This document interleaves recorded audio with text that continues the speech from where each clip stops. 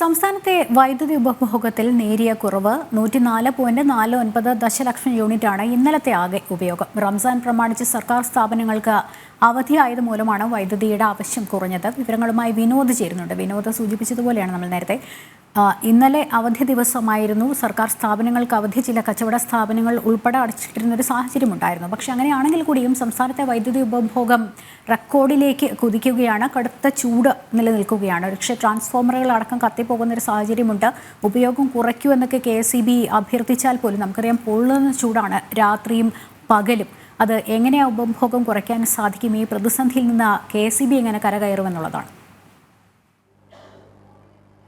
തീർച്ചയായും ലക്ഷ്മി, നമ്മൾക്കറിയാം കടുത്ത വേനൽ, കടുത്ത ചൂട്, ആ സാഹചര്യത്തിൽ സംസ്ഥാനത്തെ വൈദ്യുതി ഉപഭോഗം റെക്കോർഡ് നിലയിൽ വർദ്ധിച്ചുകൊണ്ടിരിക്കുന്നു. 100 ദശലക്ഷം യൂണിറ്റിന് മുകളിലേക്ക് കഴിഞ്ഞ 2 ആഴ്ചയായി അതങ്ങനെ തുടരുകയാണ്. 108 ദശലക്ഷം യൂണിറ്റിന് മുകളിലേക്ക് വരെ വൈദ്യുതിയുടെ ഉപഭോഗം പോയിരുന്നു. ഈ കഴിഞ്ഞ ഒരൊറ്റ ദിവസമാണ്, ഇന്നലെ മാത്രമാണ് 104.49 ദശലക്ഷം യൂണിറ്റിലേക്ക് വൈദ്യുതി ഉപഭോഗം കുറയ്ക്കാൻ കഴിഞ്ഞത്. അത് നമ്മൾ നേരത്തെ സൂചിപ്പിച്ചതുപോലെ തന്നെ സർക്കാർ ഓഫീസുകൾ, പ്രധാനപ്പെട്ട വ്യവസായശാലകൾ, പ്രധാനപ്പെട്ട വ്യാപാര സ്ഥാപനങ്ങൾക്കൊക്കെ ഇന്നലെ അവധിയായിരുന്നു. റംസാൻ പ്രമാണിച്ച് അവധിയായിരുന്നു. അതുകൊണ്ട് വലിയ നിലയിൽ വൈദ്യുതിയുടെ ഉപഭോഗത്തിൽ കുറവ് വന്നു. അതുകൊണ്ടാണ് 4 ദശലക്ഷം യൂണിറ്റോളം കുറവ് വന്നത്. ഏകദേശം 5 ദശലക്ഷം യൂണിറ്റോളം കുറവ് വന്നു. പക്ഷേ സംസ്ഥാനത്തെ വൈദ്യുതി ഉപഭോഗം 100 ദശലക്ഷം കടന്ന് ഇരിക്കുന്ന സാഹചര്യത്തിൽ വലിയ വൈദ്യുതി പ്രതിസന്ധി തന്നെ നേരിടുകയാണ്. അതുകൊണ്ടാണ് കഴിഞ്ഞ ദിവസം KSEB ഒരു നിർദ്ദേശം സർക്കാരിന് മുമ്പിൽ വെച്ചു.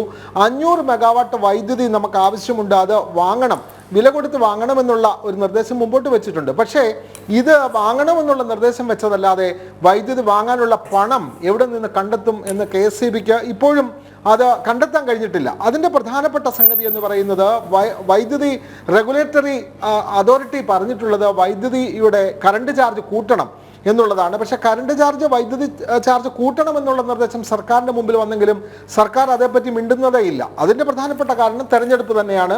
ഈ മാസം 26-ന് തെരഞ്ഞെടുപ്പ് നടക്കുന്നു. തെരഞ്ഞെടുപ്പ് കഴിഞ്ഞാൽ സ്വാഭാവികമായും സംസ്ഥാനത്തെ വൈദ്യുതി പ്രതിസന്ധി, പുറത്തുനിന്നും വൈദ്യുതി വാങ്ങുന്ന സാഹചര്യം, ഇതെല്ലാം കണക്കിലെടുത്ത് യൂണിറ്റിന് സംസ്ഥാനത്തെ വൈദ്യുതി നിരക്കിൽ വർധനവ് വരുത്തിയേ തീരൂ എന്നുള്ള ഒരു സാഹചര്യമുണ്ട്. ആ ഒരു നിലയിലേക്കാണ് കാര്യങ്ങൾ പോകുന്നത്. സംസ്ഥാനത്തെ വൈദ്യുതി ഉപഭോഗം കൂടി വരുമ്പോൾ KSEB ഇതിൻ്റെ ഉപഭോഗം കുറയ്ക്കണമെന്നൊക്കെ നിർദ്ദേശം നൽകുന്നുണ്ടെങ്കിലും കുറയ്ക്കുന്നത് അത്ര എളുപ്പമുള്ള കാര്യമല്ല. കാരണം നമുക്കറിയാം വീടുകളിലായാലും ഓഫീസുകളിലൊക്കെ ആയാലും മുഴുവൻ സമയം ഫാനുകൾ അടക്കമുള്ള വൈദ്യുതി ഉപകരണങ്ങൾ പ്രവർത്തിക്കുകയാണ്. നമ്മൾ പ്രത്യേകിച്ചും ഗൃഹ ഉപകരണങ്ങൾ വാങ്ങുന്ന കടയിൽ ചെന്നാൽ അവിടെ ഏറ്റവും കൂടുതൽ ചെലവ് അനുഭവപ്പെടുന്നത് ഫാൻ, അതേപോലെ തന്നെ AC ഉപകരണങ്ങൾക്കാണ് ഏറ്റവും കൂടുതൽ ചെലവ് അനുഭവപ്പെടുന്നത്. അപ്പോൾ മനുഷ്യരുടെ കയ്യിൽ പണമില്ല എങ്കിൽ പോലും തവണ വ്യവസ്ഥകളായി ഇത്തരത്തിലുള്ള ഇലക്ട്രിക് ഉപകരണങ്ങൾ വ്യാപകമായി വാങ്ങുന്ന ഒരു സാഹചര്യമുണ്ട്. അത് നിലവിലുള്ള കാലാവസ്ഥയുടെ വ്യതിയാനം, ഈ ഒരു കടുത്ത വേനൽ, ഇതിനെയൊക്കെ മറികടക്കാൻ മനുഷ്യർക്കാവുന്നില്ല എന്നുള്ളതാണ്. അതുകൊണ്ട് വൈദ്യുതി ഉപഭോഗം കുറയ്ക്കാനുള്ള നടപടികൾ അത്ര കാര്യക്ഷമമായി നടപ്പാകുമെന്ന് തോന്നുന്നില്ല. കടുത്ത വേനലാണ്. നമ്മുടെ ഡാമുകളിലെല്ലാം ജലനിരപ്പ് വളരെ കുറവാണ്, ആശങ്കാജനകമാണ്. നമുക്കറിയാം ഇത് ഏപ്രിൽ മാസമാണ്. ഏപ്രിൽ പകുതി ആയിട്ടേ ഉള്ളൂ, വിഷു ആകുന്നതേ ഉള്ളൂ. ഇനി മെയ് മാസം മുഴുവൻ കിടക്കുന്നു.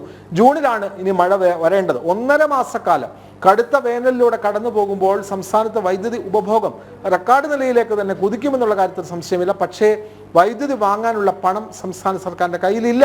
അതുകൊണ്ട് വലിയ പ്രതിസന്ധിയാണ് വൈദ്യുതി മേഖലയിൽ. അതാണ് കാരണം കടുത്ത ചൂടാണ്, തെരഞ്ഞെടുപ്പ് കാലമാണ്, കമ്പനികളും വൈദ്യുതി വില കൂട്ടുന്ന ഒരു സാഹചര്യമുണ്ട്. KSEB അത്തരം ഒരു പ്രതിസന്ധി കൂടി നേരിടണം. നേരത്തെ സൂചിപ്പിച്ചതുപോലെ ജനങ്ങളിൽ നിന്ന് കൂടിയ സർചാർജ് ഈടാക്കണമെങ്കിൽ ഈ തെരഞ്ഞെടുപ്പ് കഴിഞ്ഞ് സാധിക്കൂ താനും. അങ്ങനെയാണെങ്കിലും വലിയൊരു വൈദ്യുതി പ്രതിസന്ധിയിലേക്ക് സംസ്ഥാനം വളരെ പെട്ടെന്ന് പോകുന്നൊരു സാഹചര്യത്തെ ഒഴിവാക്കാൻ ചില പൊടിക്കൈകളൊക്കെ KSEB നമ്മൾ ചില ചെറിയ കാര്യങ്ങൾ ശ്രദ്ധിച്ചാൽ വൈദ്യുതി ഉപഭോഗം ഒരു പരിധിവരെ കുറയ്ക്കാം എന്നൊക്കെ പറഞ്ഞ് ചില കാര്യങ്ങളൊക്കെ നിർദ്ദേശിച്ചിരുന്നു. താരങ്ങളെ ഉൾപ്പെടുത്തിയൊക്കെ ബോധവൽക്കരണ വീഡിയോകൾ വരെ പുറത്തിറക്കുകയൊക്കെ ചെയ്തിരുന്നല്ലോ അല്ലേ? തീർച്ചയായും അത്തരത്തിലുള്ള വൈദ്യുതി ഉപഭോഗം കുറയ്ക്കണം തുടങ്ങിയ അത്തരത്തിലുള്ള സന്ദേശങ്ങളൊക്കെ തന്നെ വൈദ്യുതി വകുപ്പും സർക്കാരും ഒക്കെ വ്യാപകമായി പ്രചരിപ്പിക്കുന്നുണ്ട്. നമ്മൾ മനസ്സിലാക്കേണ്ടത് ഈ സൗരോർജ്ജ വൈദ്യുതി പരമാവധി ഉപയോഗിക്കുന്ന നിലയിലേക്ക് കാര്യങ്ങൾ എത്തിച്ചാൽ ഇതിന് കുറച്ചൊക്കെ പരിഹാരമുണ്ടാക്കാൻ കഴിയും. സൗരോർജ്ജ പദ്ധതിക്ക് കേന്ദ്ര സർക്കാരിൻ്റെ പദ്ധതിയുണ്ട്. അതൊക്കെ കൃത്യമായി സംസ്ഥാനത്ത് നടപ്പാക്കാൻ സംസ്ഥാന സർക്കാർ കൂടി അക്കാര്യത്തിൽ ഒരു മുൻകൈ എടുത്താൽ ഇതിനൊക്കെ നേരിയ അല്ലെങ്കിൽ വലിയ ആശ്വാസമാകുമെന്നുള്ള കാര്യത്തിൽ സംശയമില്ല. പക്ഷേ ഇലക്ട്രിക് വാഹനങ്ങൾ കൂടുതൽ ഉപയോഗിക്കണം, അതായത് ഇന്ധനത്തിൻ്റെ, പെട്രോളിൻ്റെയും അതേപോലെ തന്നെ ഡീസലിൻ്റെയും ഉപഭോഗം കുറയ്ക്കാൻ പരമാവധി ഇലക്ട്രിക് വാഹനങ്ങൾ ഉപയോഗിക്കണമെന്നുള്ള ഒരു പരസ്യം ഇന്ധന മേഖലയിൽ നിന്നും ഉണ്ടാകുന്നുണ്ട്. ഇത് രണ്ടും കൂടെ പരസ്പര പൂരകങ്ങളായി വരുന്നില്ല എന്നുള്ളതാണ്. ഇലക്ട്രിക് വാഹനങ്ങൾ കൂടുതൽ ഉപയോഗിക്കുമ്പോൾ വൈദ്യുതി കൂടുതൽ ഉപയോഗിക്കേണ്ടി വരുന്നു. അപ്പോൾ വൈദ്യുതി കൂടുതൽ ചിലവാകുന്നു. ഇന്ധനത്തിന് വില കൂടുതലുള്ളത് കൊണ്ട് ഇലക്ട്രിക് വാഹനങ്ങൾ പരമാവധി ഉപയോഗിക്കാൻ ഉള്ള ഒരു പരസ്യം നൽകുമ്പോൾ സ്വാഭാവികമായും വൈദ്യുതിയുടെ ഉപഭോഗം കൂടുകയാണ്.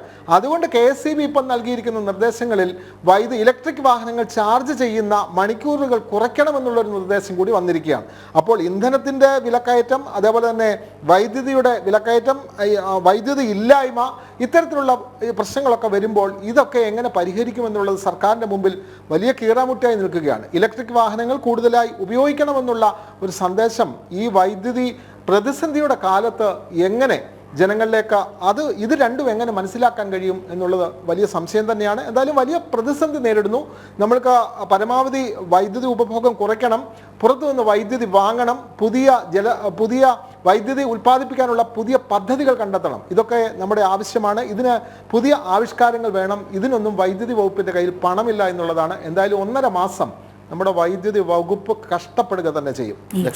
വിനോദാണ് വിവരങ്ങൾ നൽകിയത്.